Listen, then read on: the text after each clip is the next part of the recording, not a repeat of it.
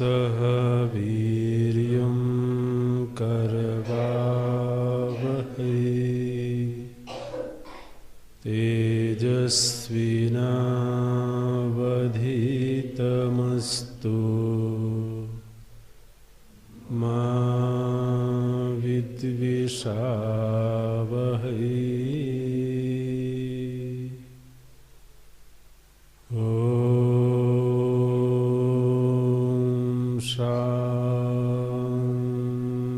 शान्तिः शान्तिः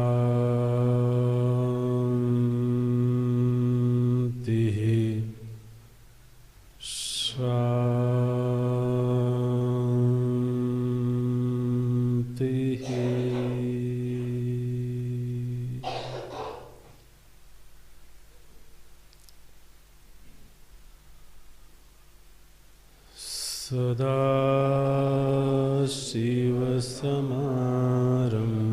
सदाशिवसमारम्भां शङ्कराचार्यमध्यमाम्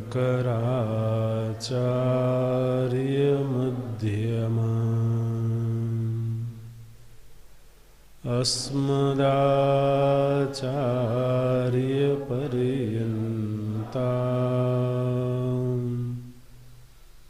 वन्दे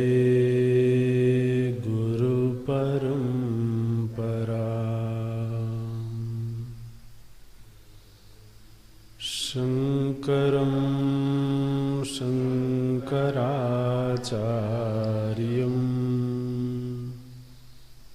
केशवं बादरायणम् सूत्रभाष्यकृतौ वन्दे भगवन्तौ पुनः पुनः भगवन्तौ पुनः पुनः।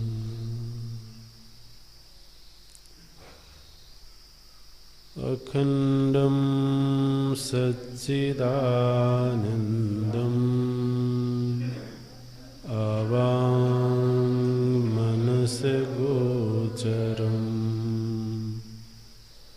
आत्मानम् अखिलाधारम्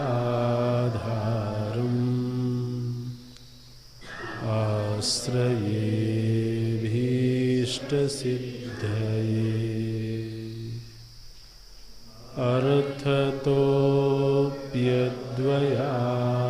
अर्थतोऽप्यद्वयानन्दाम्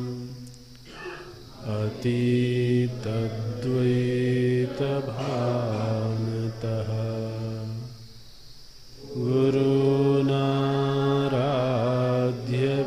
गुरूणाराध्यवेदान्त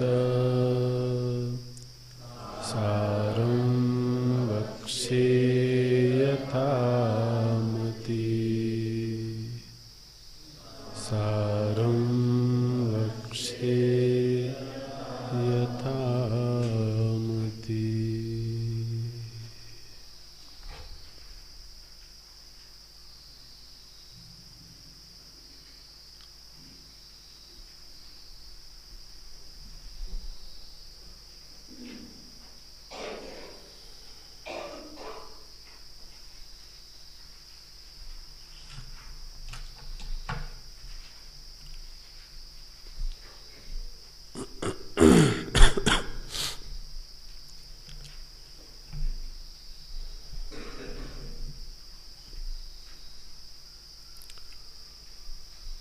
अस्य अज्ञानस्य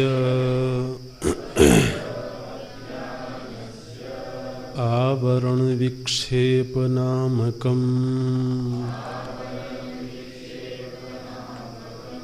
अस्ति शक्तिद्वयम् अस्य अज्ञानस्य आवरणविक्षेपनामकम् अस्ति शक्तिद्वयम् आवरणशक्तिः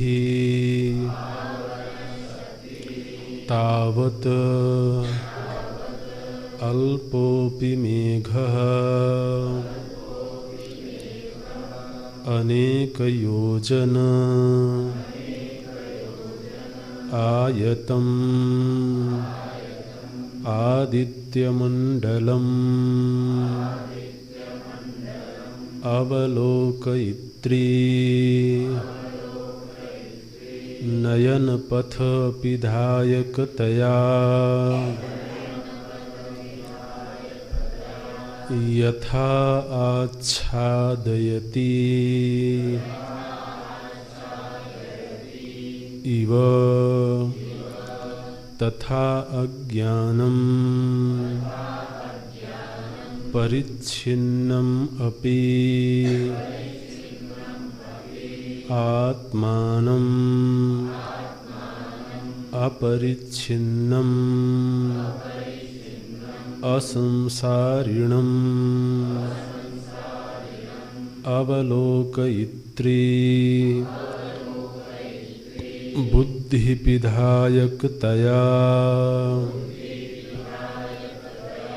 आच्छादयति इव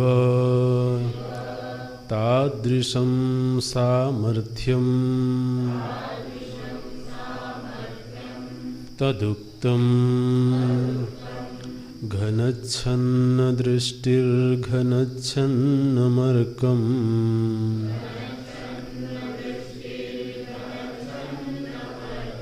यथा मन्यते निष्प्रभं चातिमूढः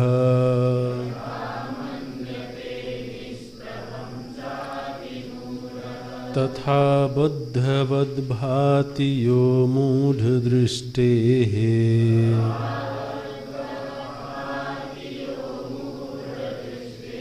स नित्योपलब्धिस्वरूपोऽहमात्मा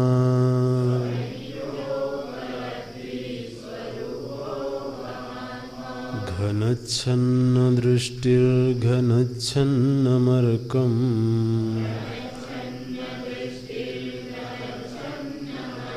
यथा मन्यते निष्प्रभं चातिमूढः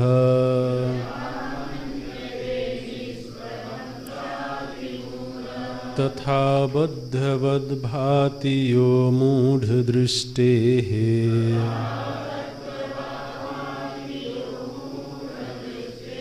स नित्योपलब्धिस्वरूपोऽहमात्मा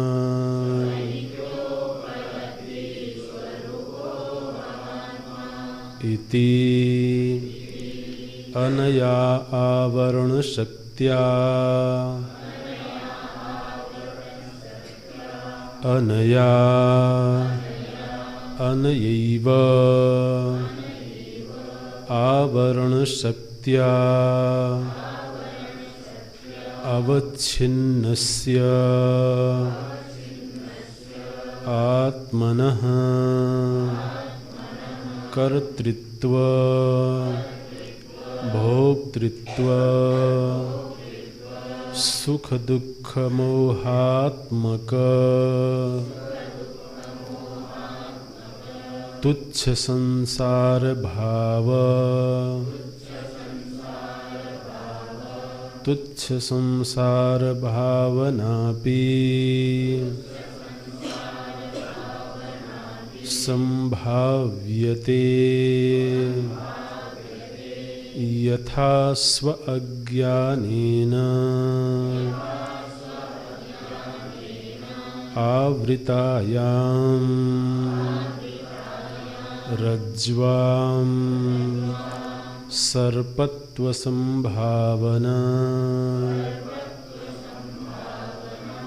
सर्पत्वसंभावना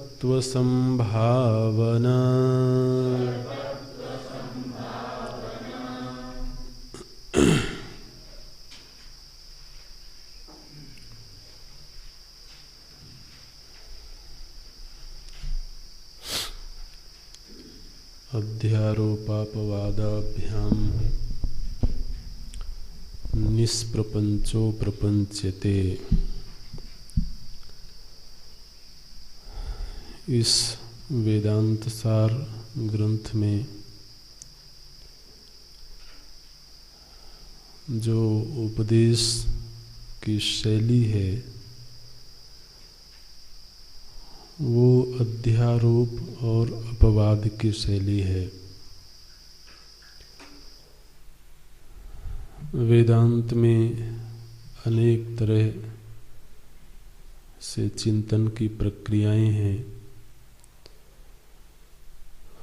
उनमें से एक प्रक्रिया है अध्यारोप पर विचार करना और उसके अपवाद का प्रयत्न करना। अधिकारी प्रकरण और गुरुपसत्ति के बाद सीधे अध्यारोप का प्रकरण आया और अध्यारोप की परिभाषा की गई वस्तुनि अवस्त्वारोपः अध्यारोपः। तो वस्तु में अवस्तु का आरोप होना अध्यारोप है। ये अध्यारोप पूर्व सिद्ध है। अध्यारोप कोई कर्ता नहीं है, ये अनादिकालीन अज्ञान जन्य है, पूर्व सिद्ध है। जो वस्तु जैसी है वैसी नहीं दिखती है, अन्यथा दिखती है। उसका अन्यथा दिखना ही अध्यारोप है। वस्तु जैसी है वैसी ही दिखे तो वह ज्ञान है, और वस्तु जैसी है वैसी नहीं दिख करके कुछ और दिखे वह अध्यारोप है। यह अध्यारोप पूर्व सिद्ध है। वस्तु क्या है? बोले केवल ब्रह्म ही वस्तु है और अज्ञानादि सकल जड़ समूह अवस्तु। तो वस्तु रूप जो ब्रह्म है उसका भान नहीं होता, दर्शन नहीं होता है, और अज्ञान जन्य सृष्टि का दर्शन होता है। तो यह सृष्टि का दर्शन अध्यारोप है। किस पर ये अध्यारोप हुआ है? तो बोले ब्रह्म वस्तु पर अध्यारोप हुआ है। दिखना तो चाहिए था ब्रह्म, लेकिन दिखती है सृष्टि। दिखना चाहिए रज्जु, लेकिन दिखाई दे सर्प। तो सर्प का दिखना दिखाई देगा तो दिखने को तो कोई मना नहीं कर सकता है, लेकिन वह जो दिखना है वह यथार्थ दर्शन नहीं है, वह अयथार्थ दर्शन है। उसी को वेदांत की भाषा में अध्यारोप कहते हैं, उसी को अध्यास कहते हैं। एक शब्द और आगे पढ़ने को मिलेगा, अध्यास। तो यह अध्यारोप कितना विस्तृत है? बोले अज्ञान से शुरू हुआ है ये। तो जितना प्रपंच है, दृश्यमान प्रपंच है, वह सब का सब अज्ञान जन्य है। इसलिए अज्ञान क्या है उसकी व्याख्या होनी चाहिए। तो यहाँ पर अज्ञान की व्याख्या भी प्रस्तुत की गई। और एक ही अज्ञान व्यष्टि और समष्टि के भेद से दो रूपों में दिखाई देता है। अज्ञान में वस्तुतः कोई विभाग नहीं किया जा सकता है, किंतु व्यष्टि की दृष्टि से देखते हैं तो उसमें अनेकता मालूम पड़ती है, और समष्टि की दृष्टि से उसमें एकत्व मालूम पड़ता है। तो यह जो व्यष्टि अज्ञान है,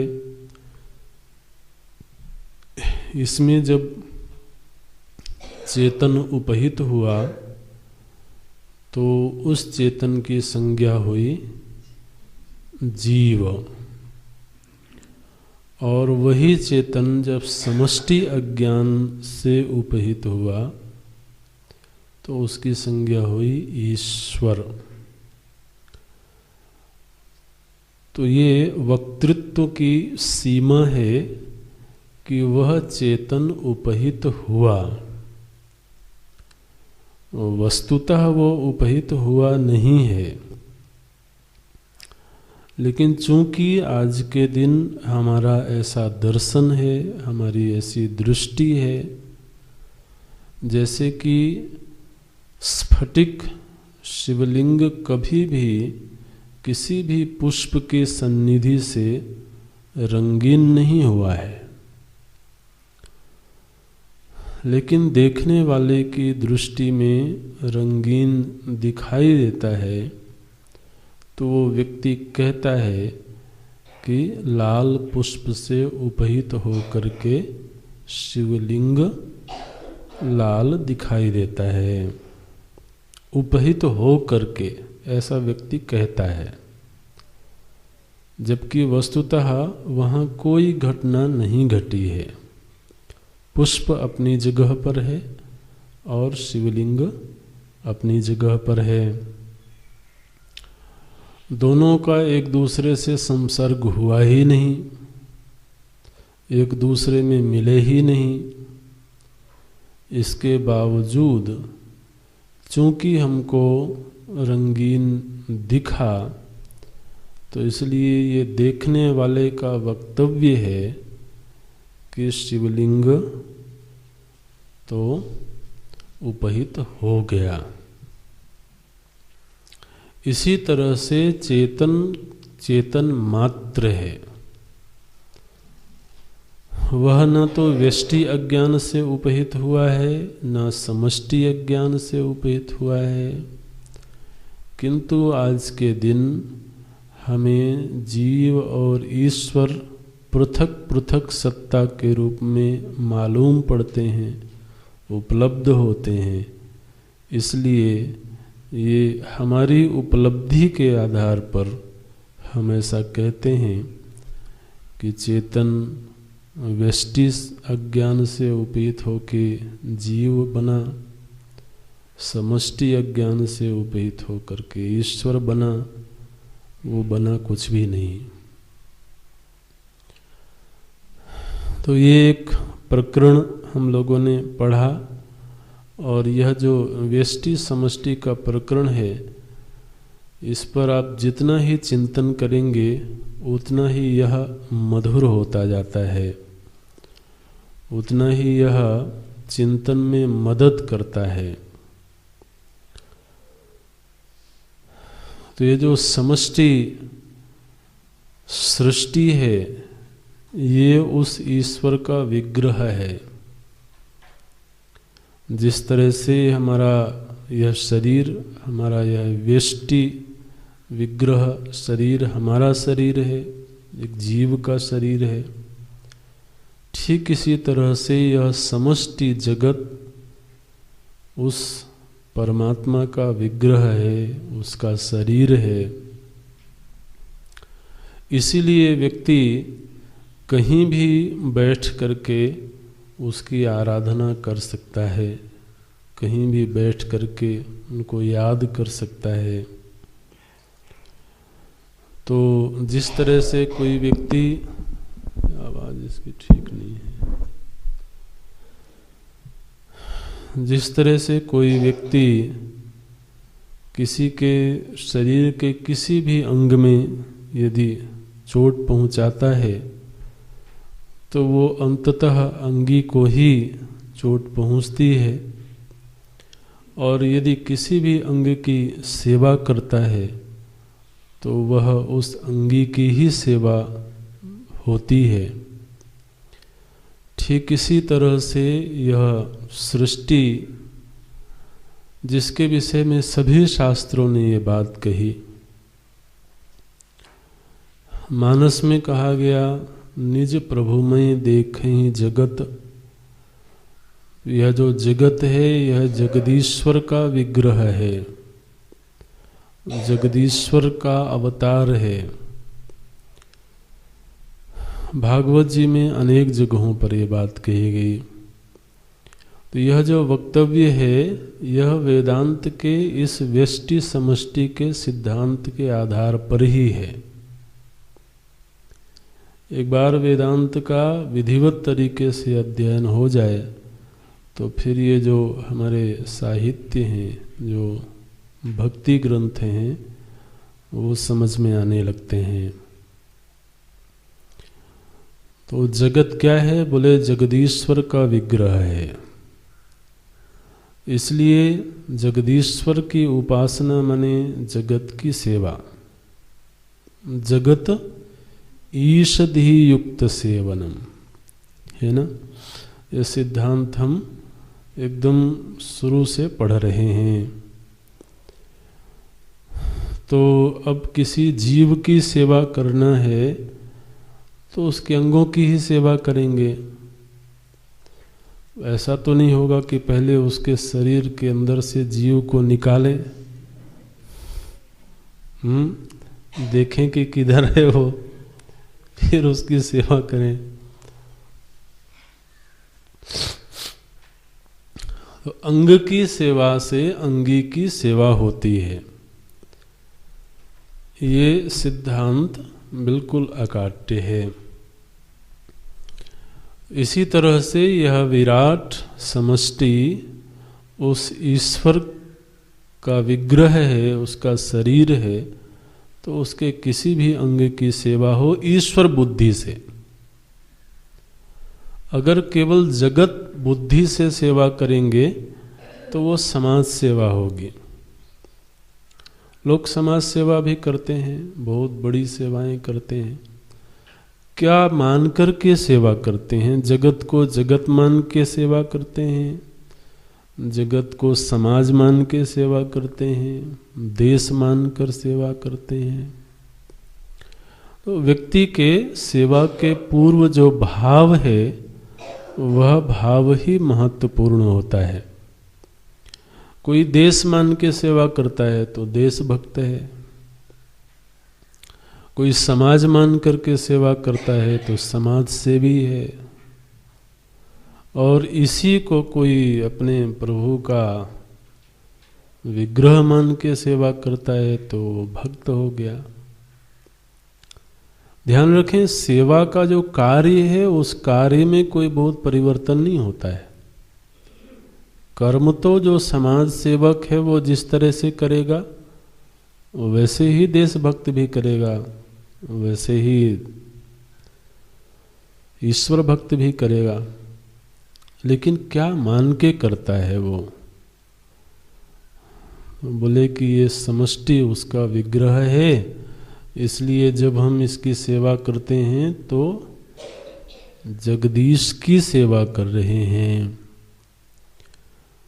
इस दृष्टिकोण से ये व्यष्टि और समष्टि का चिंतन बहुत मंगलमयी है, भक्ति की दृष्टि से, उपासना की दृष्टि से।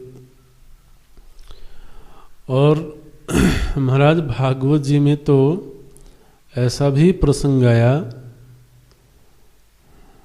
कि अगर कोई व्यक्ति ये माता देवहूति को, वो भगवान कपिल ने भक्ति का उपदेश किया, वो भक्ति के उपदेश के प्रसंग में 4 प्रकार की भक्ति का वर्णन किया उन्होंने। तो वहाँ पर बोले कि अगर कोई व्यक्ति मूर्ति पूजा करता हो और जगत से द्वेष करता हो तो बोले कि वो आडंबर करता है। ये शब्द कुरुते अर्चा विडंबनम, ये वहां पर भगवान ने बोला। तो इसलिए जो एक विग्रह में उपासना है वो हमारे उपासना की वृत्ति को, श्रद्धा की वृत्ति को उद्दीप्त कर दे। किसी एक विग्रह में जो उपासना की परंपरा है हमारे सनातन वैदिक धर्म में, वो हमारे हृदय में भक्ति की वृत्ति को उद्दीप्त करने के लिए है, श्रद्धा को उद्दीप्त करने के लिए है। और एक बार उसका उद्दीपन हो जाए, वह धीरे धीरे करके बढ़ने लगे, तो फिर जो मूर्ति में है वही सृष्टि में है, ऐसी दृष्टि प्राप्त होनी चाहिए। अगर वह मूर्ति तक ही सीमित रह गया, सृष्टि में नहीं दिखा, तो अभी बहुत दूर चलना बाकी है। तो ये जो विचार है ये व्यष्टि और समष्टि के चिंतन से बहुत अच्छी तरह से खुलता है, स्पष्ट होता है। और किसी न किसी रूप में दुनिया के सभी धर्मों ने इसी सिद्धांत को स्वीकार किया है। तो इस्लाम के लोग कहीं भी बैठ करके नमाज पढ़ते हैं इसी भरोसे से कि वहाँ वो उपस्थित है। तो ये व्यष्टि और समष्टि का प्रकरण है। एक प्रकरण और आया जहाँ पर ये कहा गया कि एक अनुपहित चेतन है ना। व्यष्टि से उपहित चेतन जीव संज्ञक है, प्राज्ञ है, और समष्टि अज्ञान से उपहित चेतन ईश्वर है, और एक इन दोनों से अनुपहित चेतन है। और फिर ये कहा गया कि वस्तुतः तो वह अनुपहित चेतन ही जीव और ईश्वर के रूप में उपलब्ध हो रहा है। ये केवल उपलब्धा की उपलब्धि मात्र है। ये वाक्य समझ में आया? उपलब्धा की उपलब्धि मात्र है, चेतन केवल चेतन है। तो यहाँ पर ये हमने पूर्व कक्षा पूरी करी थी जहाँ पर अनुपहित चेतन का प्रसंग आया था, और वो आधारभूत चेतन है, यह बात कही गई थी। वही तुरीय है और महावाक्य का वह मुख्य तात्पर्य अर्थ है, लक्ष्यार्थ है। तो ये चर्चा अब तक हुई है इस ग्रंथ के संदर्भ में। अब एक प्रकरण शुरू करते हैं। बोले यह जो अज्ञान है जिसको व्यष्टि और समष्टि के रूप में अभी हम लोगों ने चिंतन किया है, यह अज्ञान, इसकी दो शक्तियां हैं। इस अज्ञान की अस्य अज्ञानस्य, अस्य मने कस्य, जिसका अभी अभी हमने अध्ययन किया है। तो अध्ययन तो हमने व्यष्टि अज्ञान का किया है और समष्टि अज्ञान का किया है। तो अब अस्य से कौन सा अर्थ लें?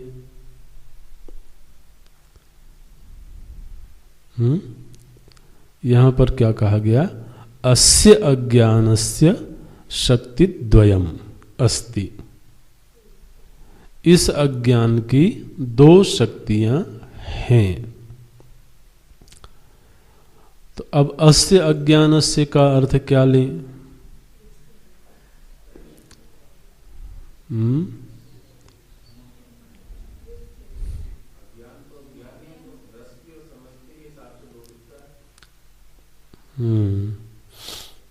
अज्ञान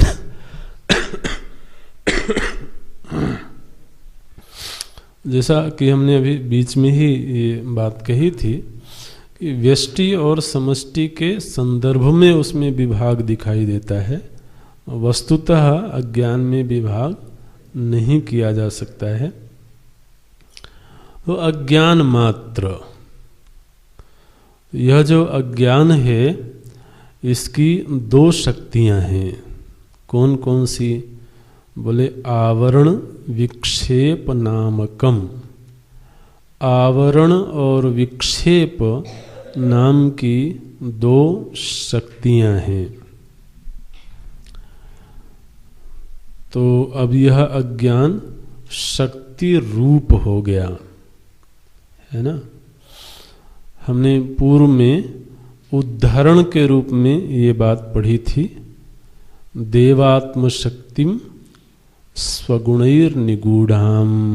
ये एक उदाहरण दिया था पूर्व के प्रसंग में। तो वहाँ पर हम लोगों ने शक्ति तत्व पर थोड़ी चर्चा की थी। अब यहाँ पर उसी पर तो केंद्रित होकर के विचार प्रस्तुत करते हैं। बोले यह अज्ञान दो शक्तियों से युक्त है, और शक्ति का अर्थ आप जानते हैं। शक्ति तो कार्यानुमेया होती है। शक्ति के संदर्भ में ये बात बताई गई थी, आप फिर से याद कर लेना उसको। शक्ति हमेशा कार्यानुमेया होती है। शक्ति कभी भी इंद्रिय प्रत्यक्ष नहीं होती है। कार्य के द्वारा शक्ति का अनुमान किया जाता है।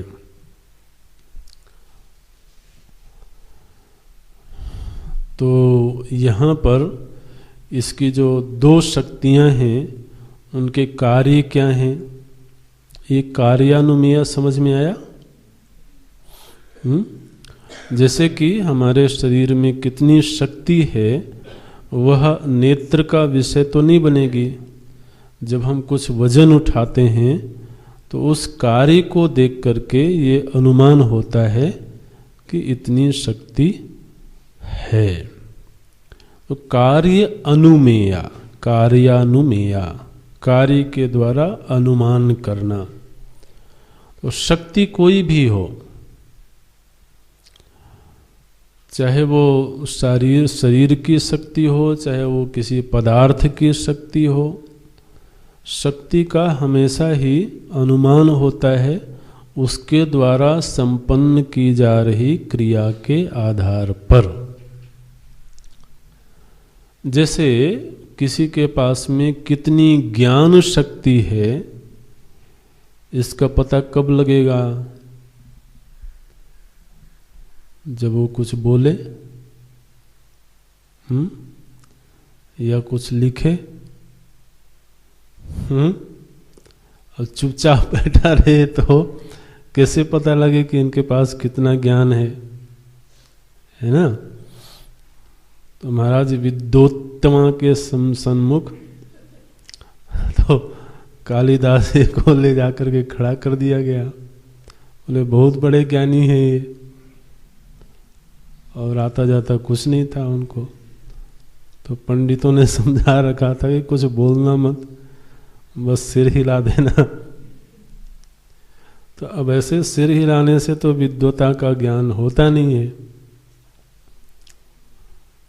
तो इसलिए चाहे ज्ञान शक्ति हो, चाहे क्रिया शक्ति हो या द्रव्य शक्ति हो, ये शक्ति हमेशा कार्य के द्वारा ही पहचानी जाती है।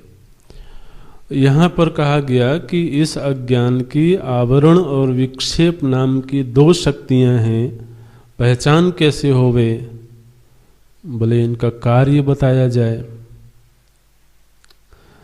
कितना बड़ा कार्य किया है इन्होंने, ये कितने शक्तिमान हैं, इसका तो अनुमान तब होवे जब ये पता लगे कि कार्य कितना बड़ा किया है। तो बोलते हैं आवरण शक्ति तावत। तो पहले आवरण शक्ति का विवरण प्रस्तुत करते हैं। बोले यह जो आवरण शक्ति है इसने क्या किया है? बोले इसने ढक दिया है। आवरण शब्द का अर्थ ही होता है ढक देना, है ना। तो बोलते हैं आवरण शक्ति ही तावत अल्पोपि मेघा। पहले दृष्टांत देते हैं। अल्पः अपि मेघा अनेक योजन आयतम आदित्यमंडलम अवलोकयित्री नयन पथ पिधायकतया यथा आच्छादयति इव। आच्छादयति इव, आवरण शक्ति आच्छादयति। ऐसे छोटा सा वाक्य बनाएंगे तो इतना बनेगा। यह आवरण शक्ति क्या करती है? बोले आच्छादयति, यह आच्छादित करती है, ढक लेती है। अच्छा, किसको ढक लेती है? बोले कि देखने वाले की आँखों को। अवलोकयित्री नयन पथ, बहुत सुंदर शब्द है। नयन पथगामी भवतु। तो नयन पथ, अवलोकयित्री नयन पथ। अवलोकयित्री, अवलोकयित्री माने देखने वाले के। नयन पथ, नयन पथ मतलब आँख जिस रास्ते से जाते हों ऐसा शब्द है। नयन मतलब होता है आँख और पथ का अर्थ होता है रास्ता। तो आँखों के जाने का जो रास्ता है, दृष्टि के जाने का जो रास्ता है, उस रास्ते को आच्छादयति।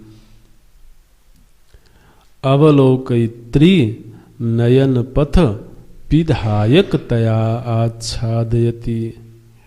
उनको उनका अपिधान कर देना, उनको छिपा देना। तो यह आवरण शक्ति ने क्या किया? बोले आवरण शक्ति ने क्या किया वो तो बाद में बताएंगे। पहले ये बताते हैं कि अल्पोपि मेघा, छोटा सा मेघ का टुकड़ा। मेघ माने बादल। तो बादलों का छोटा सा टुकड़ा अल्पोपि मेघा अवलोकयित्री नयन पथ पिधायकतया अनेक योजन आयतम आदित्यमंडलम। अनेक योजन विस्तीर्ण जो आदित्य मंडल है, जो सूर्य देव हैं, उनको आच्छादित कर देता है। असल में ढकता ये देखने वाले की दृष्टि को है और मालूम पड़ता है कि सूर्य को तो आज बादलों ने ढक लिया।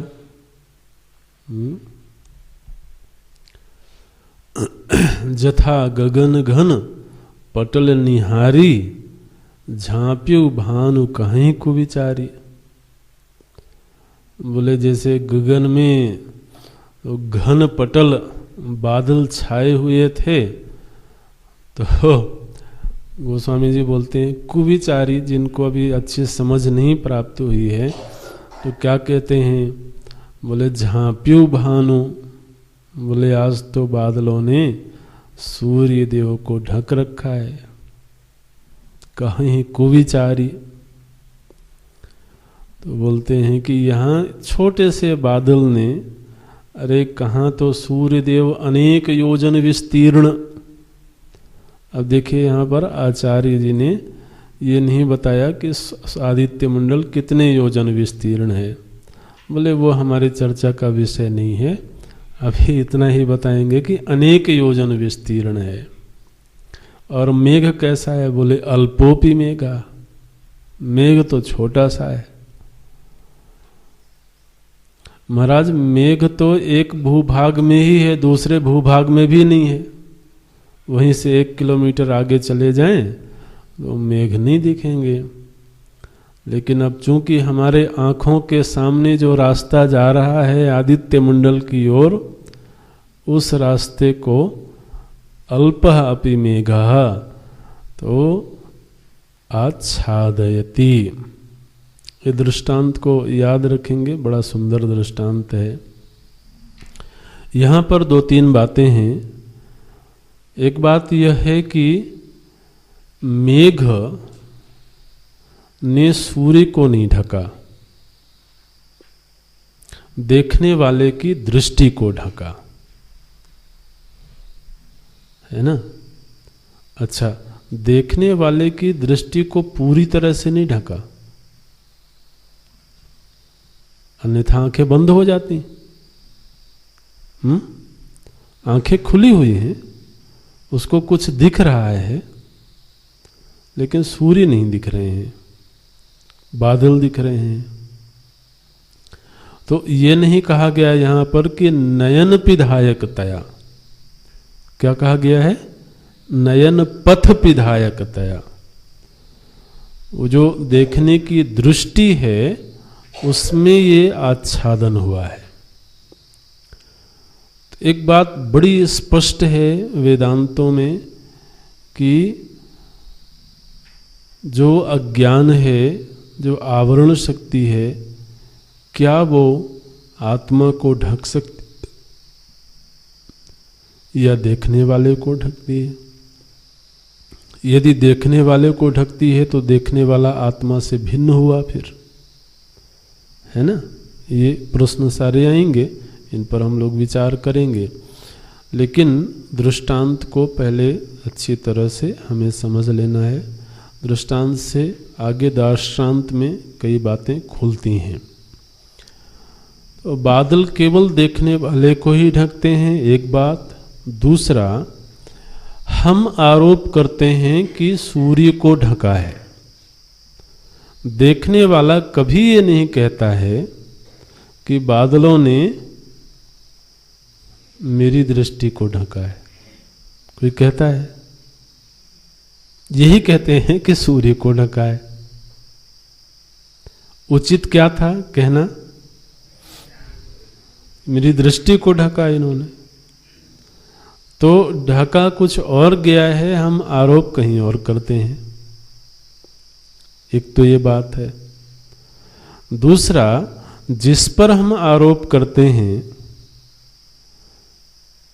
उसमें और बादल में कोई साम्य नहीं है। कहाँ सूर्य मंडल और कहाँ बादल? सूर्य मंडल की दृष्टि से बादल की महाराज कोई गति नहीं है। असंख्य बादल इकट्ठे हो जाएं तब भी वो सूर्य मंडल के एक अंश को भी नहीं ढक सकते हैं। लेकिन सूर्य और हमारे बीच जो दूरी है, इस दूरी की वजह से हमको सूर्य ढका हुआ सा मालूम पड़ता है। एक तो बादल की कोई सामर्थ्य नहीं है कि वो सूर्य को ढक सके। सूर्य बहुत विस्तृत है, इसलिए यहाँ पर ये जानबूझ करके शब्द दिया गया अल्पोपि मेघा, और साथ ही साथ अनेक योजन आयतम आदित्य मंडलम। लेकिन जब तक हमारी दृष्टि में ये बादल रहेंगे तब तक हमें सूर्य के दर्शन नहीं हो सकते हैं। सूर्य का दर्शन करने के लिए हमारे और सूर्य के मध्य जो आवरण है, उस आवरण का हट जाना जरूरी है। और यहाँ पर धीरे से एक शब्द दे दिया गया, नयन पथ अवलोक इत्री नयन पथ पिधायक तया यथा आच्छादयति इव। बोले वास्तव में आच्छादित नहीं किया है, मानो कि आच्छादित किया है ना। ये इव शब्द बड़े महत्व का है। बोले वस्तुतः तो आच्छादित नहीं किया, लेकिन मानो कि आच्छादित कर लिया है।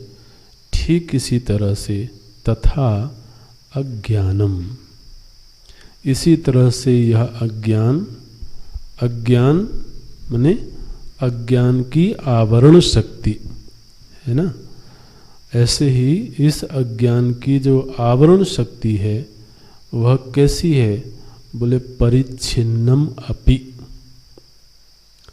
यह अज्ञान परिच्छिन्न होते हुए भी, परिच्छिन्नम अपि अज्ञानम, ऐसे ये परिच्छिन्नता अज्ञान के लिए बोला गया है। परिच्छिन्नम अपि अज्ञानम आत्मानम आच्छादयति। यह जो परिच्छिन्न अज्ञान है यह आत्मा को ढक लेता है। अच्छा, आत्मा कैसा है? बोले अपरिच्छिन्नम असंसारिणम। वह आत्म तत्व अपरिच्छिन्न है, असंसारी है। ऐसे असंसारी अपरिच्छिन्न आत्मा को यह परिच्छिन्न अज्ञान ढकता है। असल में उसने ढका किसको है? बोले अवलोकयित्री बुद्धि पिधायकतया।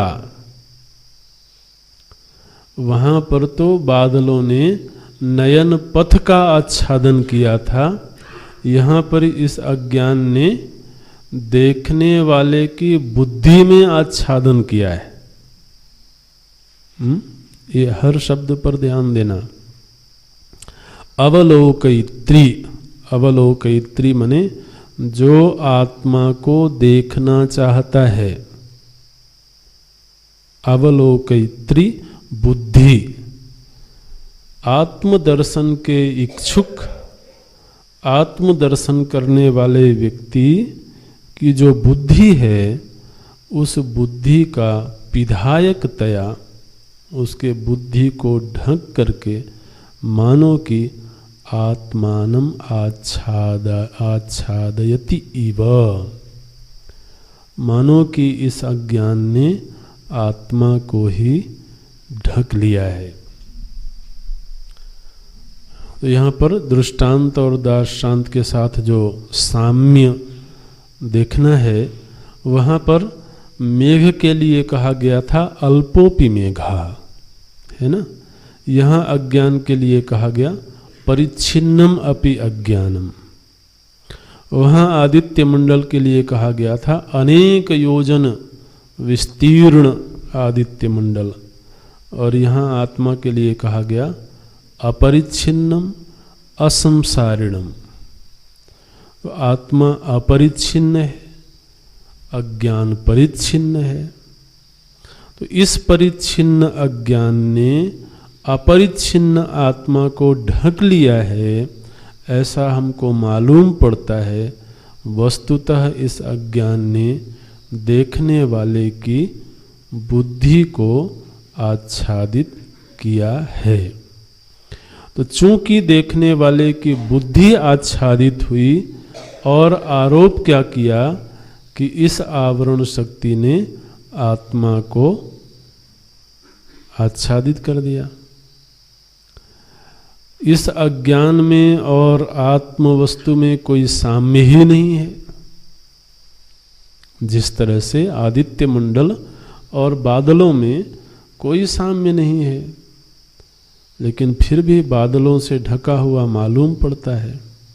ठीक ऐसे ही आत्म वस्तु जो कि असंसारी है, जो कि अपरिच्छिन्न है, आज के दिन ऐसा लगता है इस अज्ञान ने उस आत्मा को आच्छादित किया हुआ है। आच्छादित कौन है? बोले हमारी बुद्धि है। तो यह अज्ञान फिर मिटेगा कहाँ से? जहाँ होगा वहीं से मिटेगा, है ना। अच्छा, तो ये वक्तव्य है। बोलते हैं तादृशम सामर्थ्यम, इस अज्ञान की इतनी हिम्मत है महाराज। लोग कहते हैं ना तुम्हारी इतनी हिम्मत। तो ये संस्कृत में इस तरह से इन्होंने प्रयोग किया, तादृशम सामर्थ्यम, इस अज्ञान की इतनी सामर्थ्य है कि इस अज्ञान ने उस अपरिच्छिन्न आत्मा को ढका हुआ है, ऐसा हमको मालूम पड़ता है। अब इसमें कई प्रश्न हम उठाएंगे, तो आप लोग चिंतन करना, फिर अगली कक्षा में चर्चा भी करेंगे। तो एक तो ये कहा गया परिच्छिन्नम अज्ञानम, अज्ञान परिच्छिन्न है। ये कैसे निश्चय करें कि अज्ञान परिच्छिन्न है?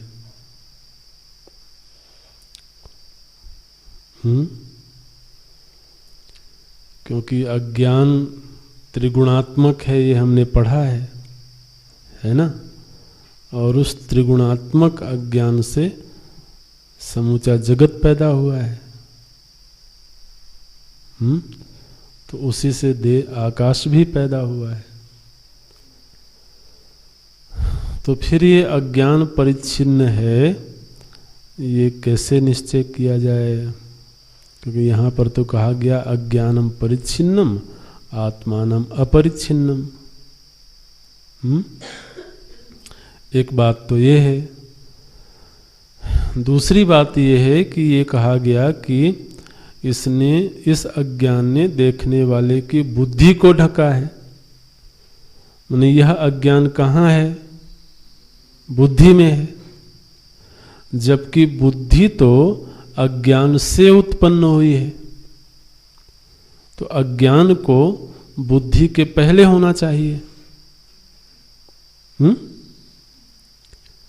अगर बुद्धि अज्ञान से उत्पन्न हुई है तो अज्ञान पहले हो। माता जी पहले होंगी तभी तो पुत्र पैदा होगा। तो बुद्धि की उत्पत्ति से पहले अज्ञान कहाँ था? ठीक है ना। एक ये प्रश्न है। फिर एक प्रश्न है कि ये कहा गया कि अवलोकयित्री, देखने वाले की बुद्धि। तो आत्म वस्तु तो दिखने वाली वस्तु होगी जिसको वो देख रहा है। तो अब तक तो हमने ये पढ़ा है कि मैं को ही आत्मा कहते हैं, है ना। तो देखने वाला अलग है और आत्मा अलग है, ऐसा तो पढ़ा नहीं हमने। तो अब यहाँ पर तो ये विभाग कर दिया गया, अवलोकयित्री बुद्धि, देखने वाले की बुद्धि को ढका है, ना कि आत्मा को ढका है।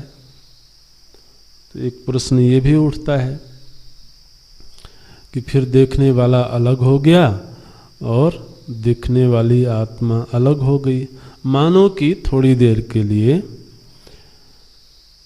जिस अज्ञान ने बुद्धि को ढक रखा है वो अज्ञान हट गया।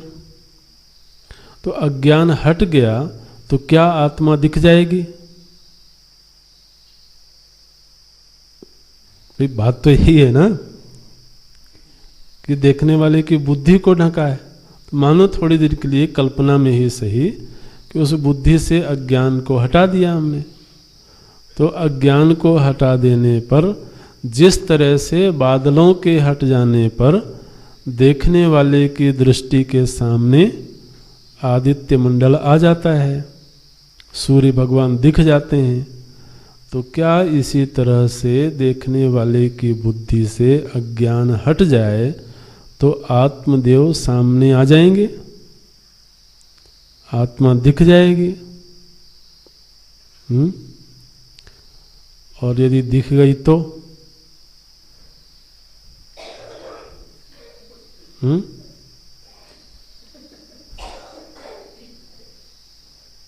तो बुराई क्या है इसमें? बोले दृश्य होगी, और यद दृश्यम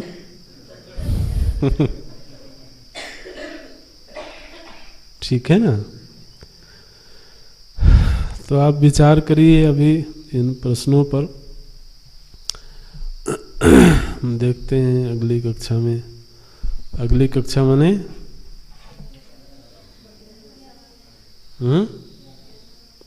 11 बजे, कल सुबह 7:30 बजे।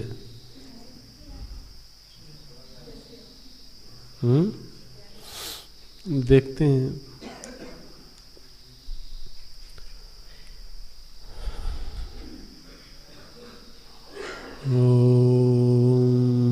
पूर्णमदः पूर्णमिदं पूर्णात् पूर्णमुदच्यते पूर्णस्य पूर्णमादाय पूर्णमेवावशिष्यते।